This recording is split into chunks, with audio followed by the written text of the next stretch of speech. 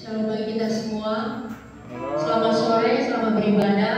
Saya menyambut saudara-saudara yang ada di sini, saudara-saudara yang ada di streaming Facebook. Selamat beribadah. Kita satukan hati.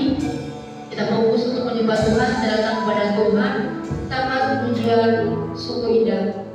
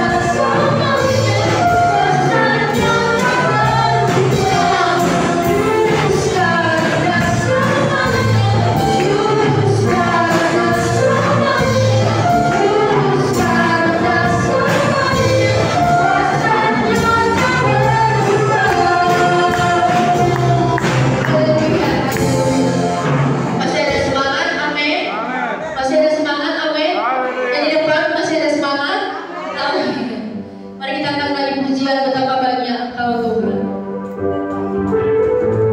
Mari kita katakan bahwa Tuhan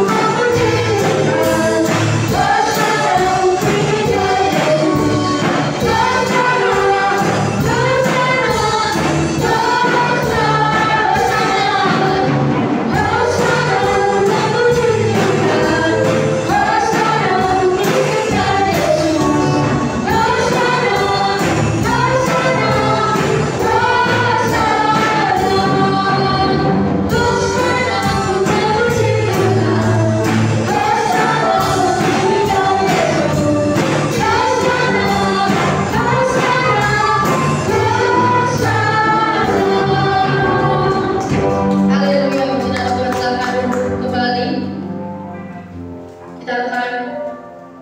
Berikan persembahan kepada Tuhan, kita akan serahkan yang terbaik kepada Tuhan. Kita akan pujian Jangan Lelah.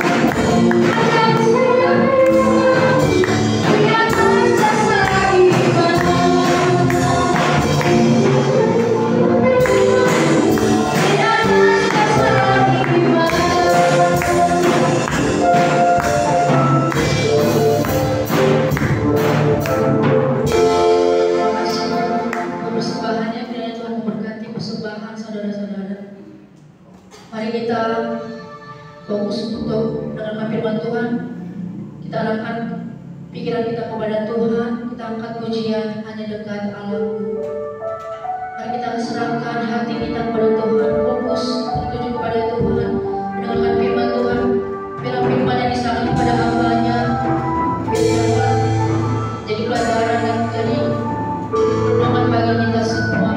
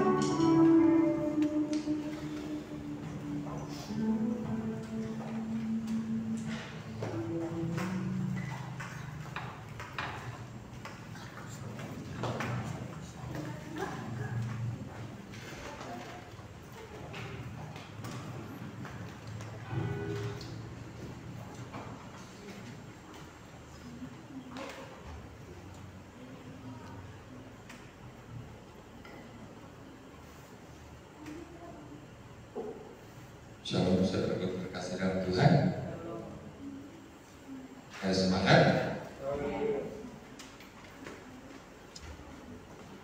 Kita akan berbicara tentang percepatan Tuhan. Apa sih percepatan Tuhan?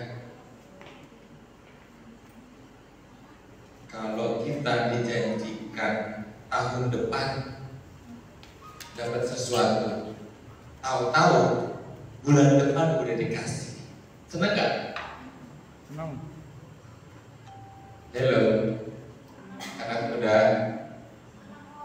kita dijanjikan nih tahun depan dapat sesuatu. Misalkan dapat handphone baru deh tahun depan ya.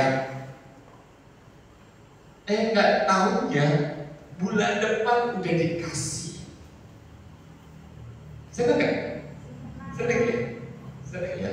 Nah itu artinya percepatan Tuhan. Percepatan Tuhan. Dan sebenarnya di dalam Tuhan kita harus dapat ini semua. Tapi nggak semua bisa dapat. Nggak semua bisa dapat. Kenapa nggak bisa dapat? Padahal kita punya potensi banget untuk dapat. Masuk nggak mudah nggak dengan judul firman ini, percepatan Tuhan. Kalau kamu mudah, kalau kita mudah, kalau kita nggak dengan kata percepatan Tuhan, kita akan membangun hidup kita untuk dapat. Jadi nggak loss, nggak miss. Kita dijanjiin tahun depan, nggak tahunya nggak jadi tahun depan. Seneng nggak? Gak seneng. Akhirnya yang ada apa? Kecewa.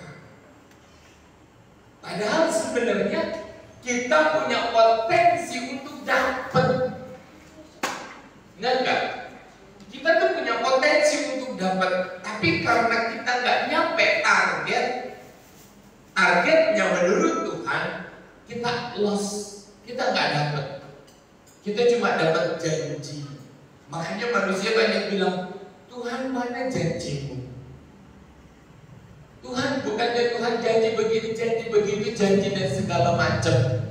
Kok saya nggak dapat? Ayo, siapa yang mau menuntut janji Tuhan? Janji Tuhan itu ya dan amin. Yang berjanji Tuhan. Yang berjanji adalah Tuhan yang penuh kuasa, yang bisa mengabulkan janjinya itu.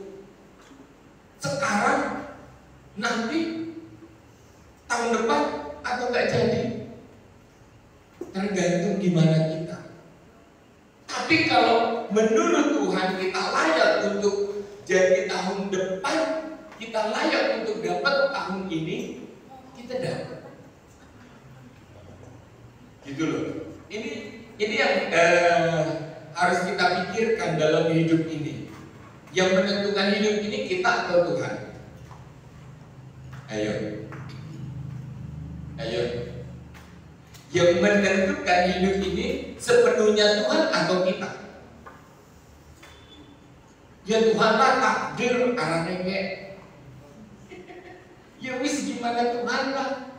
Jangan lupa, kita ini baiknya Tuhan, kita ini alatnya Tuhan.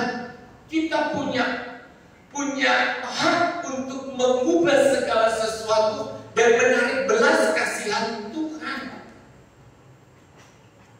Ya enggak? Atau ya udah biarin aja. Kata Tuhan juga sabar, tapi kata sabar nggak berbuat apa-apa. Salah. Kata sabar itu kita harus banyak melakukan segala sesuatu yang menarik hatinya Tuhan. Firman Tuhan banyak bicara tentang jangan kamu khawatir, jangan kamu khawatir. Ya udah, kata firman Tuhan jangan khawatir. Ya wis dulu main. Kan kalau orang tidur gak punya khawatir kan? Tidur lelah. Tapi gak gitu. Karena jangan kamu khawatir, jangan lupa Tuhan pun gak suka dengan orang malas. Tuhan pun gak suka dengan orang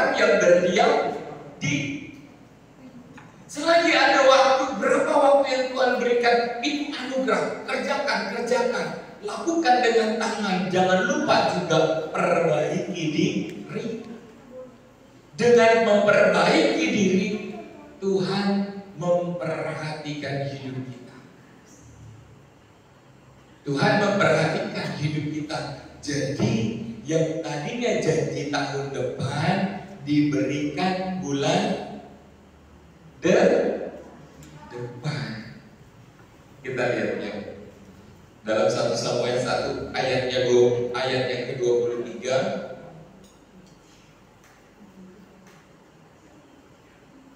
Mungkin dengan cerita firman ini kita bisa lihat arti kata percepatan.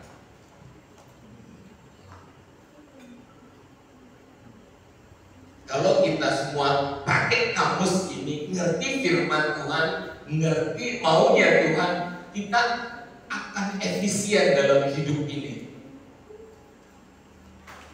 Ya, sorry. 1 Samuel 1.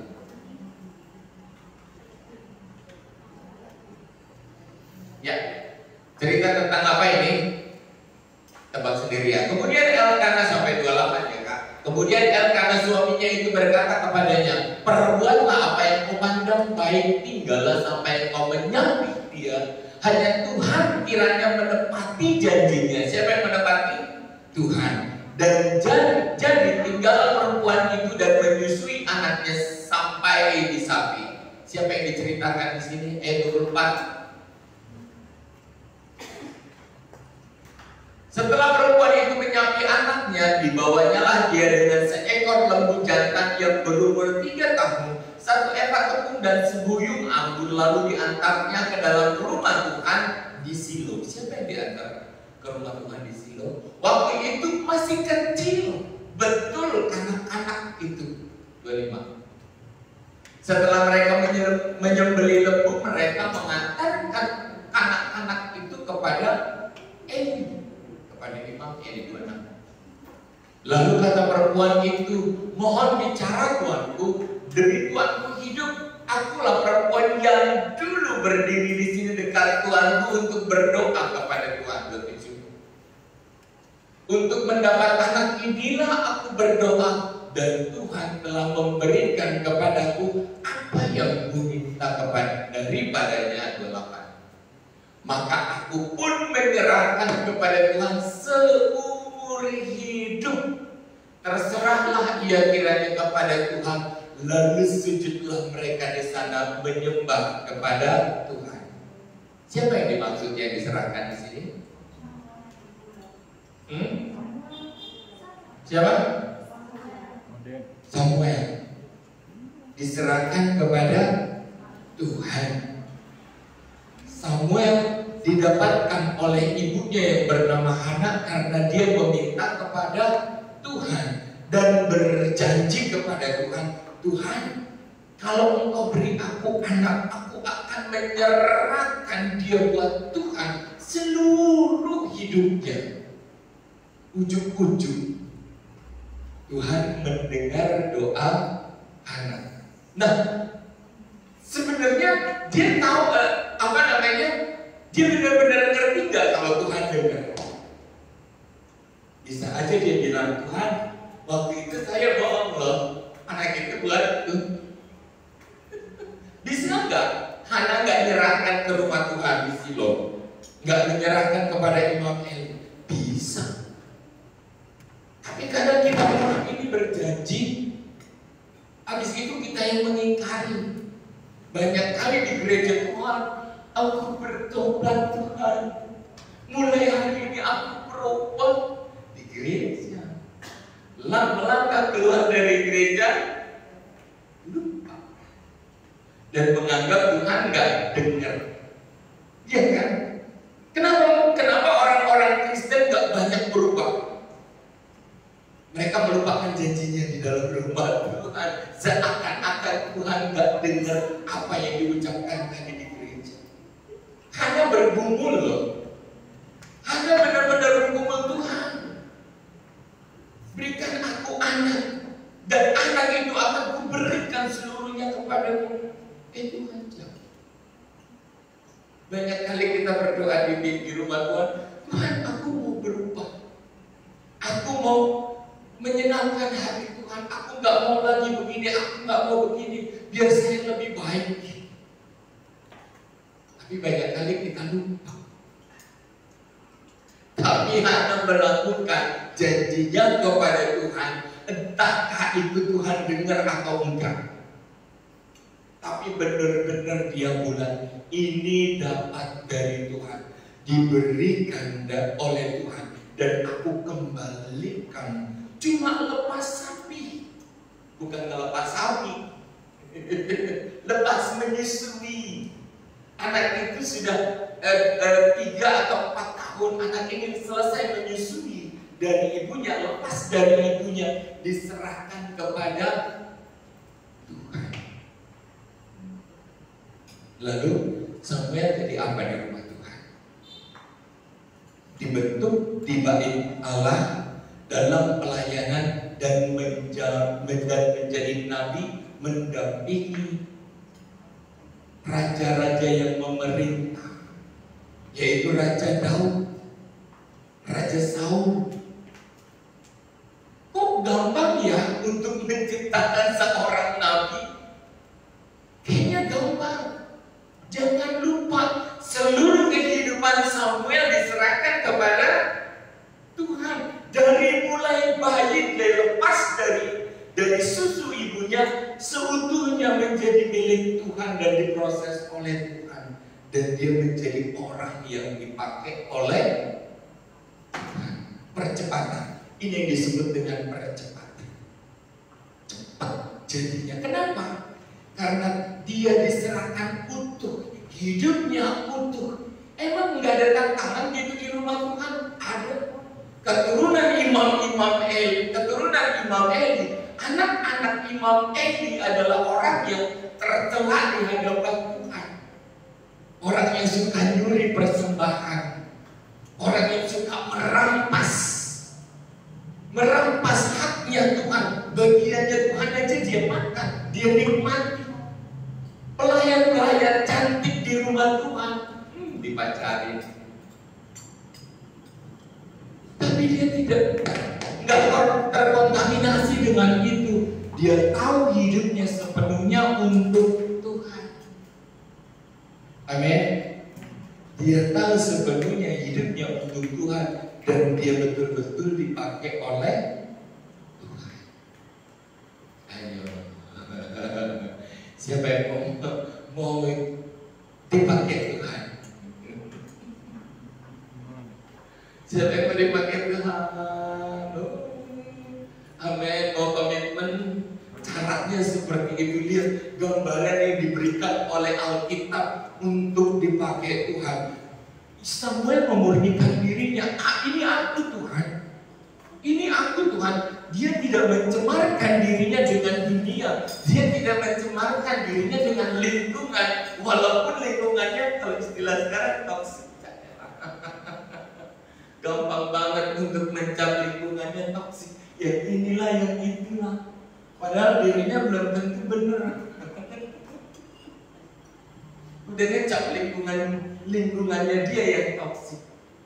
Samuel benar-benar murni, diberikan untuk Tuhan dan dipakai oleh Tuhan.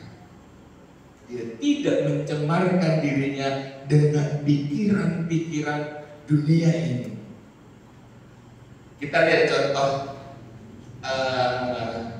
kedua. Yang tadi kan tentang percepatan ya, cepat dipakai Tuhan. Enak kan? Suka. Senang dengarnya, senang. Kita sering kali kita dengar cerita tentang bangsa Israel dibawa Tuhan kepada gurun. Berapa tahun? 40 tahun, kurang lebih 40 tahun. Kok emang segitu jauh ya dari Mesir ke tanah Kanaan? Enggak, sebentar. Jadinya kenapa lama? Mereka yang gak mau membenahi dirinya, baru pertama keluar dari tanah Mesir aja mereka sudah ribut mendirikan Tuhan bagi kami yang bisa kelihatan. Mereka mengumpulkan emas rampasan dari bangsa Mesir dan membuat lembu membentuk Tuhannya mereka yang kelihatan. Jadinya suatu perjalanan yang semestinya hanya beberapa hari mereka harus berdiam di padang gurun. Untuk apa? Untuk diuji, untuk diproses sama Tuhan. Kenapa ya mereka itu gak ya aja sama Tuhan?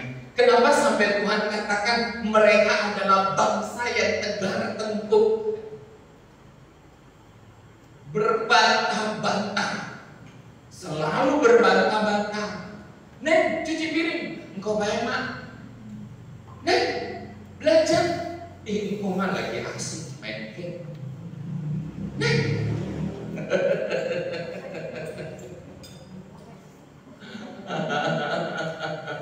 Iya kan?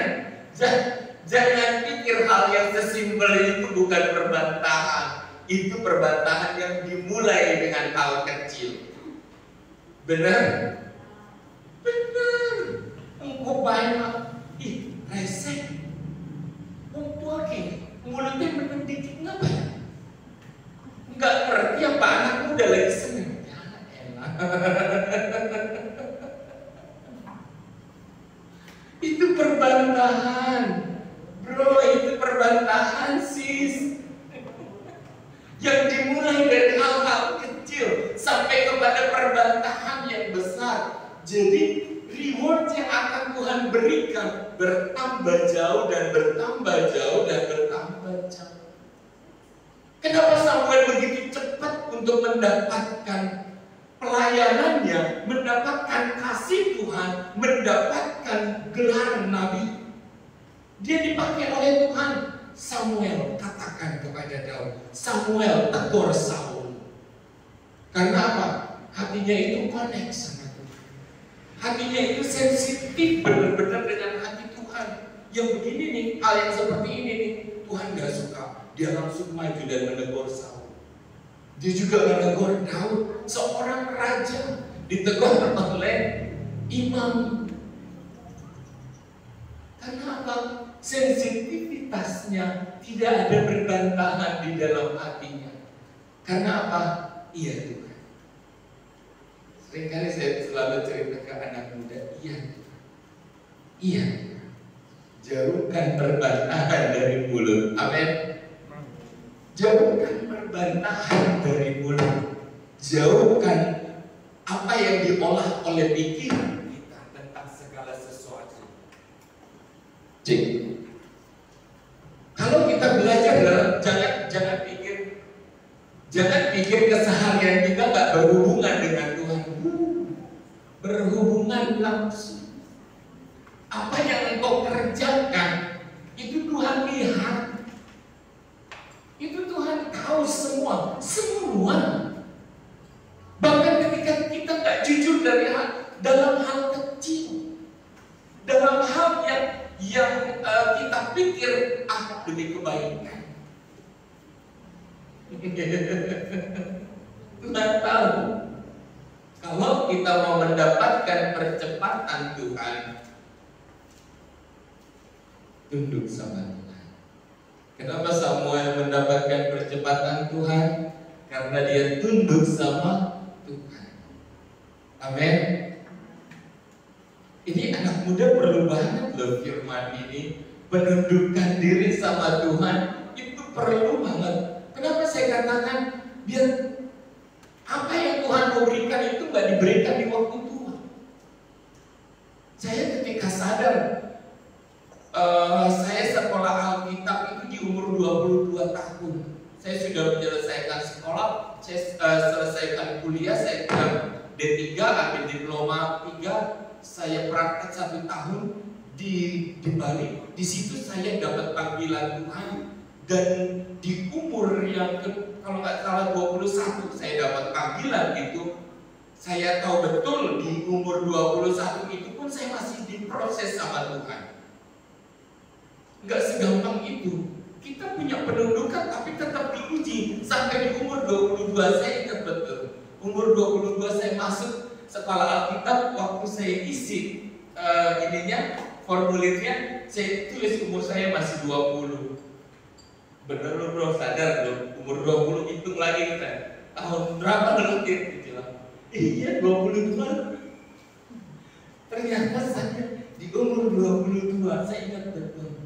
Di umur 22 saya panggilan Tuhan, dan jauh-jauh hari sudah saya membenahi diri. Kalau tidak ada pembenahan diri, nggak akan ada panggilan. Betul. Kalau saya nggak membenahi diri, nggak akan pernah ada panggilan.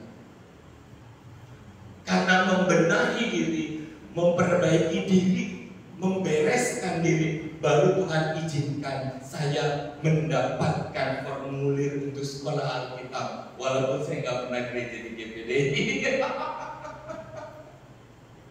Saya masuk aliran GPDI karena saya lihat aliran Roh Kudus. Wow. Saya ditawari di Protestan, kamu. Saya nggak mau beda. Rasanya itu beda, kedekatannya itu beda. Saya lihat bahwa Protestan bukan nggak baik ya. Mereka pengajaran teologinya benar-benar mendalam, tapi untuk sensenya, rasanya, kedekatannya, soulnya untuk merasakan Tuhan itu jauh.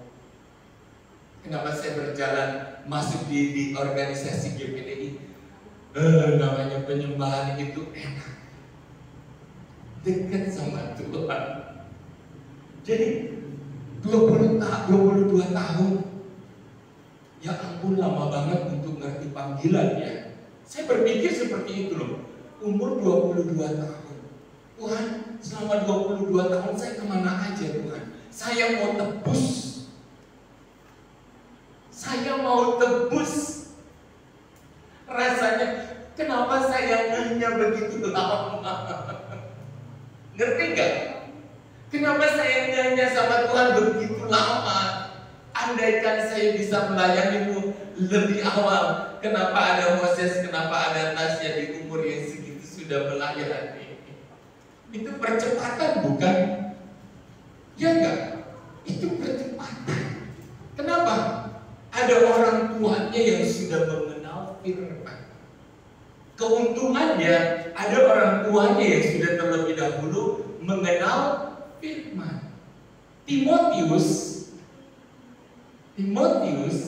rekannya Rasul Paulus, seorang tua atau seorang muda?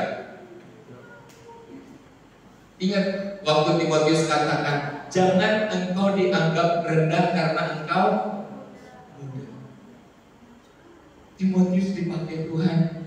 Siapa sih yang mendidik Timotius untuk menjadi hamba Tuhan? Emaknya, bapaknya bukan, neneknya yang terdahulu mengenal Tuhan dan mewariskan iman percayanya kepada Timotius. Oke, Timotius dapat percepatan ya Tuhan. Dia dipakai oleh Tuhan, dia dipersiapkan oleh seorang nenek yang hatinya dekat dengan Tuhan. Dia dipersiapkan untuk menjadi pelayan Tuhan, dan dia dipakai oleh Tuhan di umur yang muda. Itu namanya percepatan. Dia mempersingkat waktu yang semestinya dia berjalan panjang karena penundukan diri kepada Tuhan. Tolong di-lock. Karena penundukan dirinya kepada Tuhan, dia mendapatkan percepatannya tuh. Enak gak? Di umur muda sudah melayani Tuhan. Tapi ingat, bukan awal yang Tuhan perhitungkan, tapi juga akhir.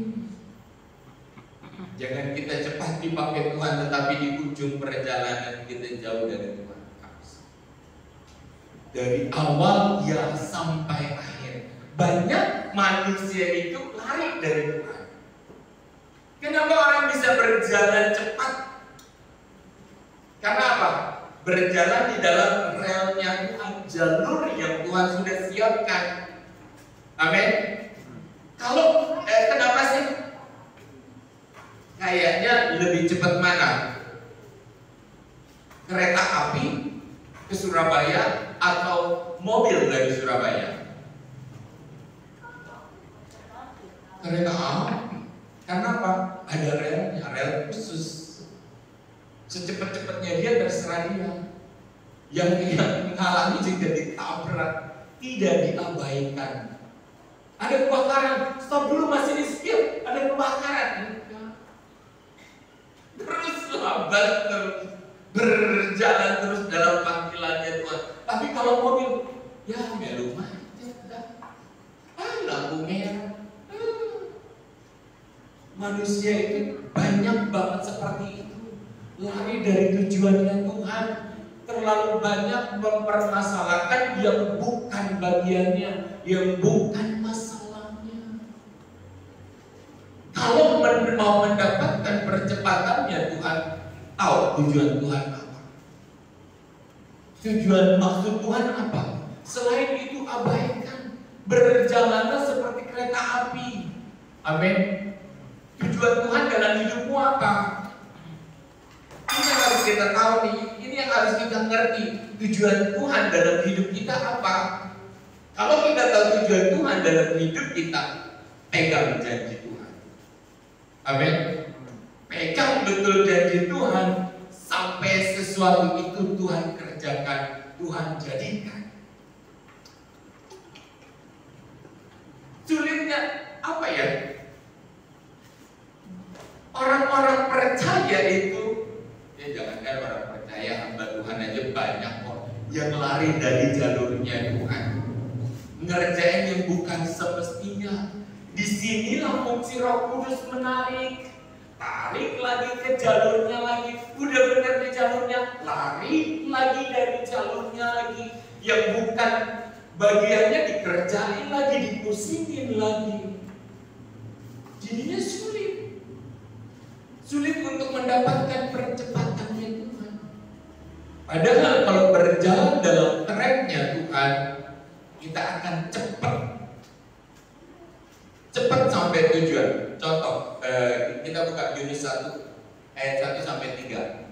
Ini cerita tentang siapa ini? Yunus 1 ayat 1 sampai 3.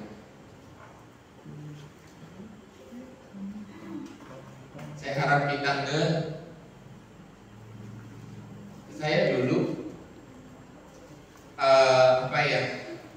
untuk menghindari lupa firman, saya punya catatan khotbah. Karena apa? Ketika di rumah Tuhan itu enak, saya dapat firman. Tapi seringkali saya sadar, setelah di luar gereja, di luar hadirat Tuhan, semua lupa. Ya apa enggak? Ya. Karena apa? Jangan lupa ada iblis yang mencuri firman, nyuri dari hati. Kesejahteraan kita di waktu kita alami di hadirat Tuhan itu dicuri. Diberikan waktu nyampe rumah, diberikan persoalan sama si iblis, dibuat bentrok. Ya elah, baru aja lu pulang gereja ya, udah bikin ribut. Firman yang udah ditanam tadi, yang udah kita dapat tadi, dicuri oleh iblis. Kenapa kita nggak dapat percepatannya Tuhan?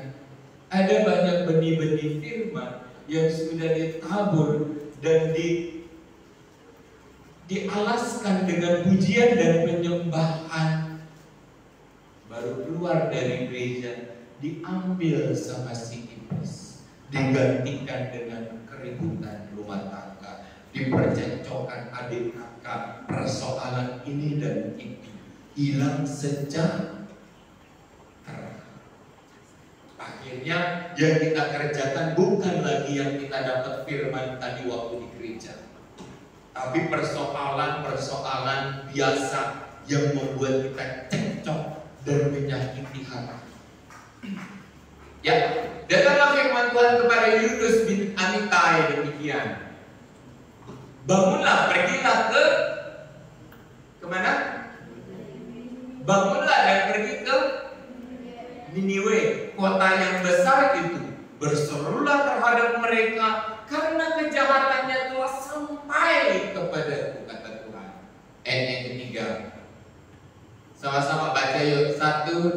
3. Tetapi Yunus bersiap untuk melarikan diri ke Tarsus, jauh dari hadapan Tuhan. Dia pergi ke Yakov dan mendapat di sana sebuah kapal yang akan berangkat ke Tarsus. Ia membayar biaya perjalanannya, lalu naik kapal itu untuk berlayar bersama-sama dengan mereka ke Tarsis, jauh dari hadapan Tuhan. Ini yang membuat persoalan hidup kita menjadi panjang. Oke? Seakan-akan waktu itu tuh, ya besok ada. Jangan lupa, setiap lampu yang kita nyalakan ini ada KWH-nya. Kilowatt per hour. Kilowatt per jam.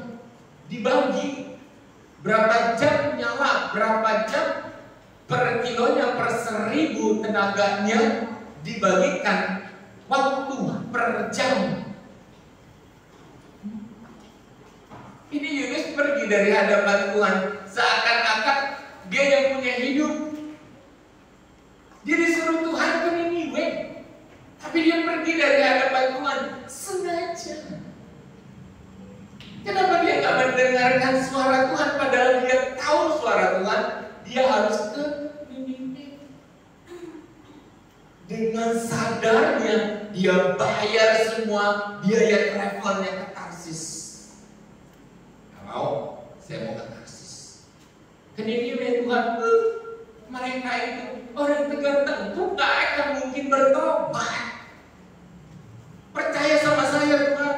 Tuhan disuruh percaya sama dia.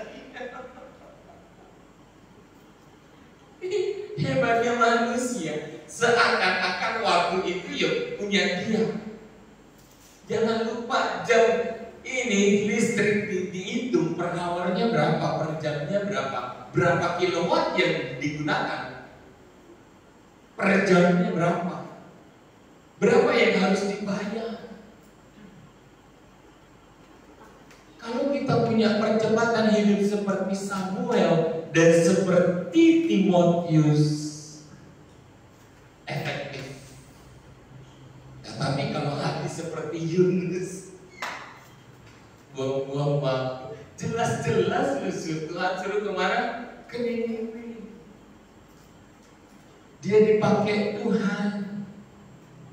Ini alatnya Tuhan, nabinya Tuhan untuk memberitakan teguran kepada Niniwe. Tapi dia pergi ke Tarsus. Dan di perjalanan ke Tarsus ada ombak besar. Ujuk-ujuk, saya bilang ujuk-ujuk apa ya? Bener-bener ya Tuhan lawan. Ngumpet di lubang semut aja pasti ketahuan. Sampai ketemu ketika membuang undi dari 0, sekian % kemungkinannya tepat, itu ditempatkan oleh Tuhan, dan dia yang menarik undi dengan tongkat yang paling pendek, dan perjanjian mereka harus dibuang ke laut. Dan akhirnya Yudas dibuang ke laut. Ini bukan mengalami percepatan, ngolor-ngolor waktu. Udah tahu loh tujuannya Tuhan, tapi dia mengulur-ulur waktu. Dia berbantah dengan pikirannya. Tuhan, mereka gak mungkin bertobat. Kita tuh begitu. Engkau sih mah, engkau sih.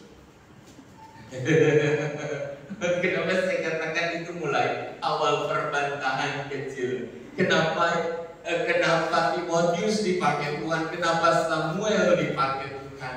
Di usianya yang sangat muda, karena punya penundukan diri kepada Tuhan, bukan perbantahan. Yudas penundukan atau perbantahan? Hello. Yudas penundukan diri atau perbantahan? Perbantahan. Siapa yang masih berbantah? Siapa di sini yang masih bantah-bantah?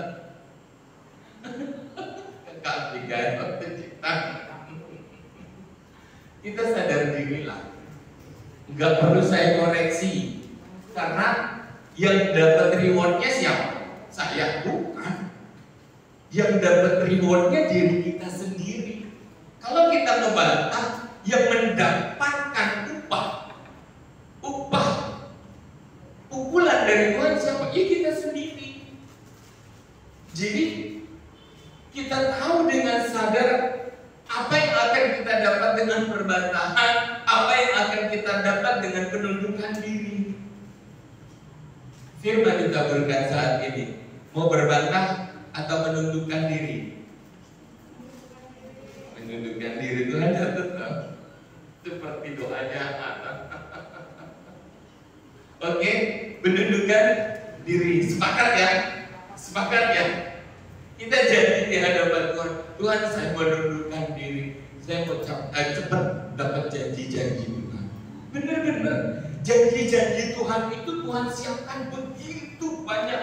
Bukan kecelakaan, tetapi damai sejahtera diberikan. Kelimpahan kekayaan diberikan. Cuma seberapa cepat kita ngeh sama panggilannya Tuhan, sama maunya Tuhan. Cuma itu doang. Nggak ada yang jelek, semuanya bagus. Hidupnya, matinya dijamin sama Tuhan. Yang masalah siapa? Hati dan akal pikiran ini bernegosiasi terus antara keinginan diri. Kalau mau cepat, tinggalkan, tundukkan diri. Tuhan, aku bukan aku lagi, tetapi Engkau yang hidup di dalam aku. Kalau komitmennya seperti ini, pikir baik-baik. Tuhan, hidupku bukannya aku lagi, tetapi Engkau yang hidup di dalam aku. Siapa yang mengaminkan? Amin. Amin. Artinya kita tahu ini mauku, ini maunya Tuhan. Tuhan, saya abaikan mauku. Saya mau menjalani maunya Tuhan. Hari-hariku Tuhan, lelahku Tuhan, capekku Tuhan. Biar apa yang menyenangkan hati Tuhan itu yang saya mau kerjakan. Ini kita mulai mengabaikan kesukaan kita, melepaskan bagian kita. Disinilah berkat-berkat itu akan mengalir, nggak pelan, melimpah. Umur yang semestinya di umur 25 tahun kita dapatkan di 20 tahun, enak gak? Sukses di awal. Kenapa? Penundukan diri.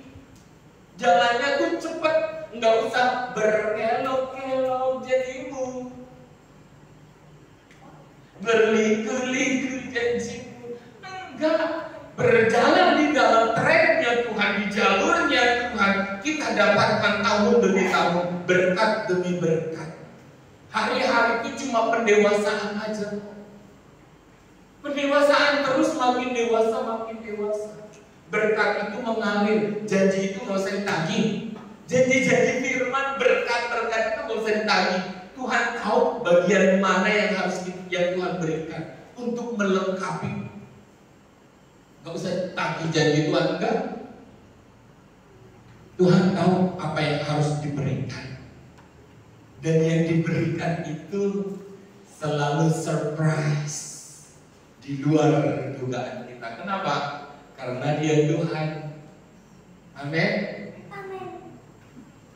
Kalau kita dapat bagian dari Tuhan itu selalu besar, selalu wow. Kenapa? Karena Dia Tuhan. Karena Dia berjanji sama Tuhan. Tuhan, aku akan berikan. Rahimnya dibukakan. Hal yang mustahil dinyatakan oleh Tuhan.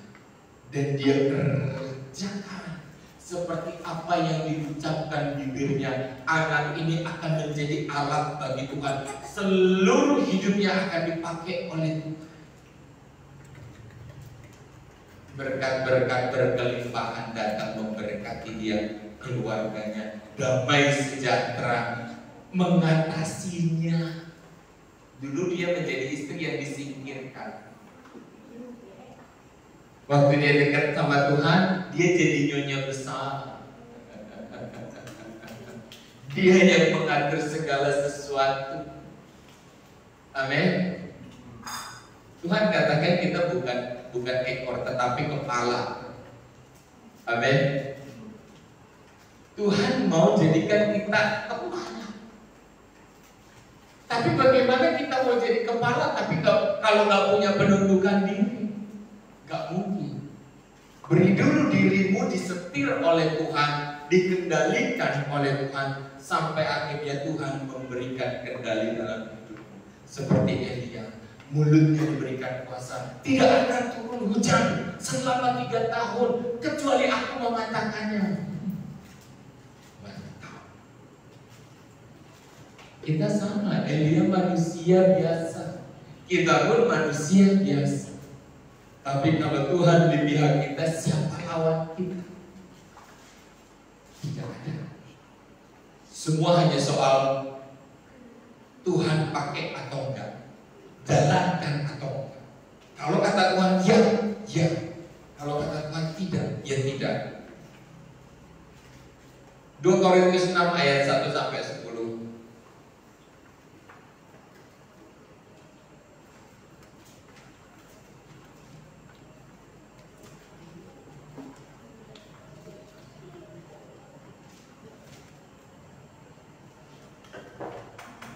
Ya, 2 Korintus 6 ayat 1. Sebagai teman sekerja kami menasihatkan kamu supaya kamu jangan membuat menjadi sia-sia kasih karunia Allah yang telah kamu terima. 2. Sebab Allah berfirman, pada waktu aku berkenan aku akan mendengarkan engkau, dan pada hari aku menyelamatkan aku akan menolong engkau. Sesungguhnya waktu ini adalah waktu perkenanan. Sesungguhnya hari ini adalah hari penyelamatan. Ini upah penundukan diri. Ada perkenanan, ada otoritas, ada kasih. Dalam hal apapun kami tidak memberi sebab orang tersandung supaya pelayanan kami jangan sampai dicela. Ayat 4. Sebaliknya dalam segala hal kami menunjukkan bahwa kami adalah pelayan Allah, yaitu dalam menahan dengan penuh kesabaran dalam penderitaan, kesesakan dan kesukaran. Semua demi nama Tuhan. Ayat 5. Dalam menanggung derah, dalam penjara, dalam kerusuhan, dalam berjerih payah, dalam berjaga-jaga, dalam semua untuk Tuhan. 6. Dalam kemurnian hati pengetahuan, kesabaran dan kemurahan hati dalam Roh Kudus dan kasih yang tidak munafik. 7. Dalam pemberitaan kebenaran dalam kekuasaan Allah dengan menggunakan hidup sebagai orang yang diajar namun tidak mati. Ini penundukan diri semuanya. Habislah. Gak ada kata-kata enak. 10. Sebagai orang berduka cita namun senantiasa bersuka cita, sebagai orang miskin namun memperkaya banyak orang, sebagai orang yang tak bermilik sekalipun tidak memiliki segala sesuatu. Aduh, gak ada kata-kata yang enak. Semua demi Tuhan. Tapi dikatakan tadi ayat yang ketiga ya, 6 ayat 3.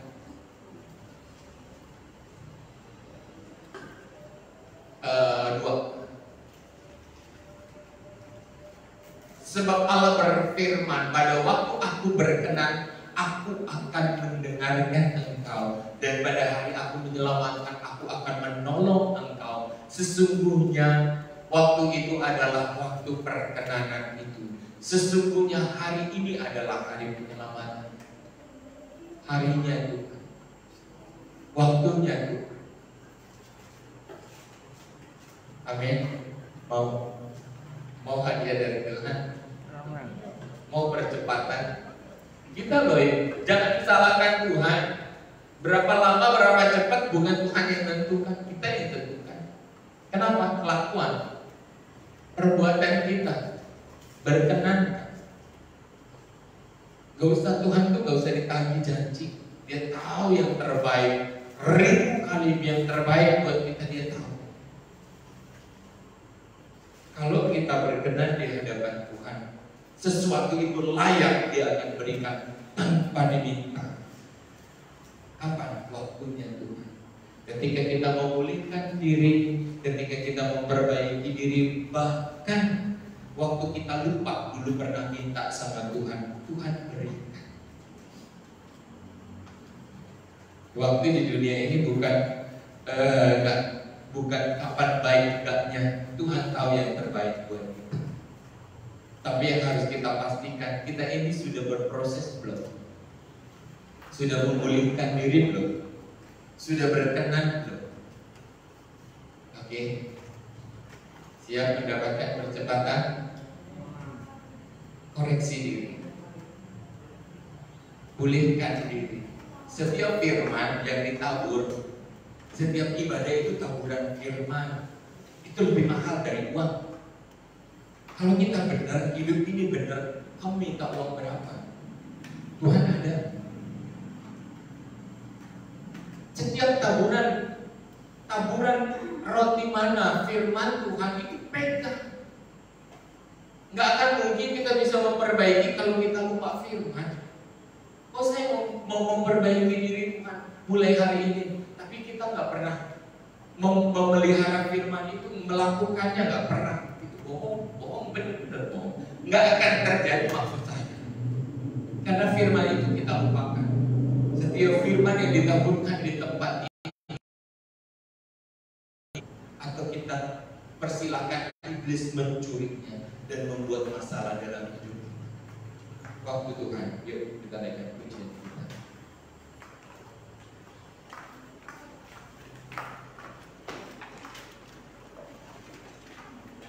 Ayo, seperti Hana yang berjanji dan dia melakukan seperti apa yang dijanjikan mulutnya sendiri, dengan berpikir bahwa Tuhan itu dengar dan Tuhan juga yang akan menjawab.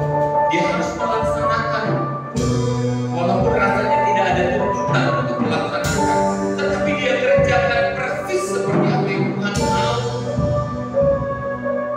Di sini dia dapat pemulihan, dia dapat janji Tuhan. Bila kau izinkan sesuatu terjadi, ku percaya semua untuk kebaikanku. Bila nanti terima waktu, ku percaya kuasa-Mu memulihkan hidup. Dari awal izinkan sesuatu terjadi,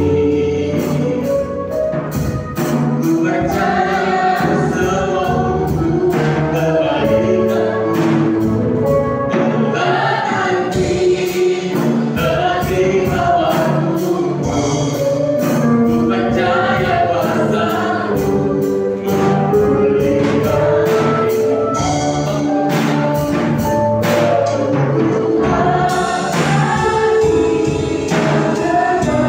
Amin. Mari sama-sama bangkitkan diri.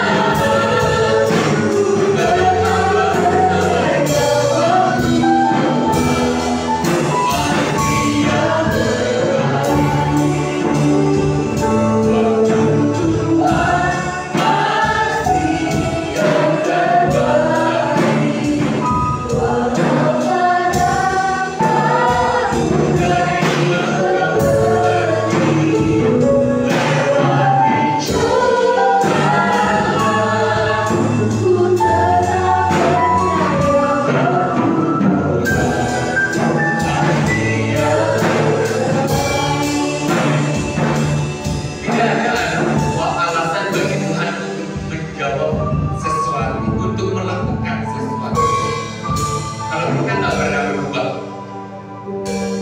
Tapi Tuhan berubah. Ketika kita berubah di hadapan Tuhan, Tuhan memulihkan janjinya. Ketika kita berubah diri kita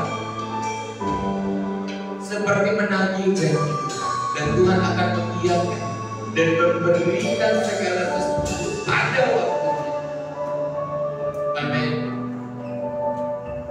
Kita naikkan pujian ini. Mari kembali ke sini. Bilang kau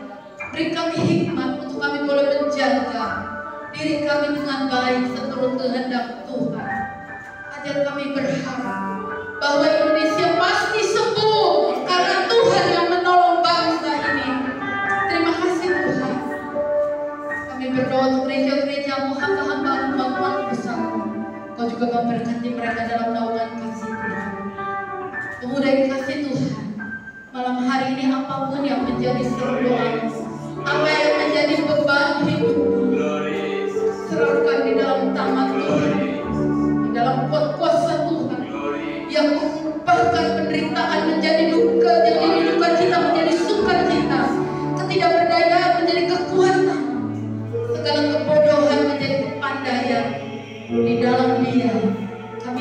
mendapatkan segala sesuatu yang terbaik. Terima kasih Tuhan. Pemuda yang dikasih Tuhan karena hatimu. Tuhan memberkati engkau dan melindungi engkau. Tuhan menyinari engkau dengan wajahnya dan memberi engkau kasih karunia. Tuhan menghadapkan wajahnya kepadamu dan memberi engkau damai sejahtera. Jemaat yang dikasih Tuhan, pulanglah engkau dalam persekutuan, dalam kasih Allah Bapa, Anak yang tunggal Tuhan Yesus Kristus dan Roh Kudus menyertai kita sampai Maranatha. Tuhan Yesus memberkati. Haleluya.